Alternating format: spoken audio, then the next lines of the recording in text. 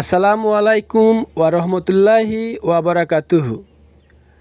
আজ আমি আপনাদের সাথে শেয়ার করব আল্লাহই যে সর্বজাহানের মালিক এবং সর্বশক্তিমান তা আমি কিভাবে বুঝলাম, এই বিষয়ে একটি ভিডিও। আমি আব্দুর রহমান আছি আপনাদের সাথে এবং আপনারা দেখছেন ড্রাগ টু লাইট ইসলাম। তো চলুন মূল ভিডিওতে। আর আমার চ্যানেলে যারা নতুন তারা সাবস্ক্রাইব করতে ভুলবেন না। ছোটবেলায় মা বাবার মুখে শুনতাম, লেখাপড়ায় ভালো করে যশ খ্যাতি অর্জনের জন্য মা সরস্বতীকে ডাকতে হবে। তিনি প্রসন্ন হলে লেখাপড়ায় ভালো রেজাল্ট হবে। ধন সম্পদে বিত্তবান হবার জন্যে ডাকতে হবে লক্ষ্মী দেবীকে। তিনি খুশি হলে ধন সম্পদে ভরে যাবে। একইভাবে বলা হতো, ব্যবসা বাণিজ্যে উন্নতির জন্যে ডাকতে হবে গণেশকে। ভালো কাজে কর্মে দক্ষ হবার জন্যে বিশ্বকর্মা। আগুন থেকে বাঁচতে অগ্নিদেব, পানি থেকে বাঁচতে গঙ্গা দেবী, ঝড় ঝঞ্ঝাট থেকে বাঁচতে পবনদেব,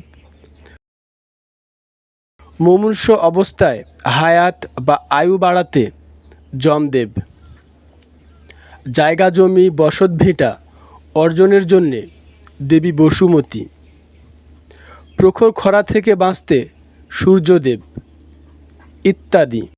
এভাবে আলাদা আলাদা সমস্যার জন্যে স্মরণ করা হতো আলাদা আলাদা দেবদেবীকে।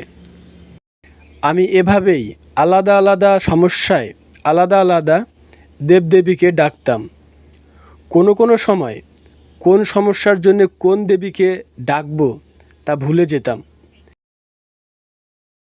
যাই হোক, একটা সময় মনে হলো ইসলাম ধর্মের ব্যক্তিরাও তো সুখী, তাদেরও তো বিদ্যা বুদ্ধি মেধা আছে, ধন সম্পদ জায়গা জমি আছে, তাদের তো আলাদা আলাদা কোনো ক্ষুধা নেই। তারা কোনো বিপদ আপদে পড়লে আলাদা আলাদা ক্ষুধাকে তো ডাকে না। তাহলে তাদের ক্ষুধা কি অলরাউন্ডার? তিনি কি সব বিষয়ে পারদর্শী? তাহলে তো দেবদেবীর চেয়ে খোদাই ভালো, একের ভিতর সব। আমরা যেমন 10টা সাবজেক্টের জন্যে আলাদা আলাদা 10টা গাইড বই না কিনে একের ভিতর সব এমন গাইড বই কিনি। কারণ 10টা সাবজেক্টের জন্যে 10টা বই বহন করা কষ্টকর, কিন্তু একটা বইয়ের ভেতরে যদি 10টা সাবজেক্ট থাকে তাহলে একটা বই বহন করা সহজ। আমরা বিবেকবান বুদ্ধিমান মানুষ হিসাবে সেই বইটাই কিনি যেটা বহন করা সহজ এবং একের ভেতর সব। তাহলে বিবেকবান মানুষ হিসাবে একের ভেতর সব এমন খোদাকে কেন বেছে নেব না?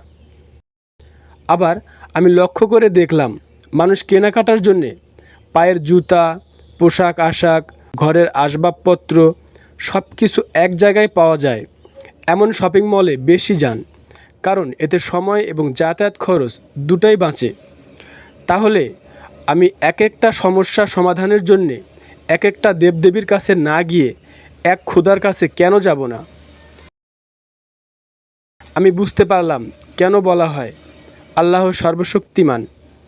আমি খুঁজতে শুরু করলাম এমন কোনো দেবদেবী পাওয়া যায় কি না যাকে সর্বশক্তিমান বলা হয়েছে, কিন্তু পেলাম না। আরও খুঁজে পেলাম তাদের ব্যর্থতার গল্প।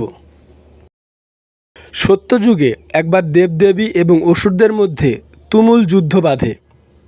এখানে অসুর বলতে বোঝানো হয়েছে অপশক্তি বা শয়তানকে, অর্থাৎ দেবদেবীদের সাথে শয়তানের তুমুল যুদ্ধ বাধে। সেই যুদ্ধে অসুররা দেবদেবীদের পরাজিত করে এবং তাদেরকে স্বর্গরাজ্য থেকে বিতাড়িত করে। দেবদেবীরা স্বর্গ থেকে বিতাড়িত হয়ে মর্তলোক বা পৃথিবীতে চলে আসে। তারা দুঃখ ভারাক্রান্ত মনে সম্মিলিত হয়ে ভাবতে থাকে কিভাবে অসুরদের পরাজিত করে স্বর্গরাজ্য পুনরায় উদ্ধার করা যায়।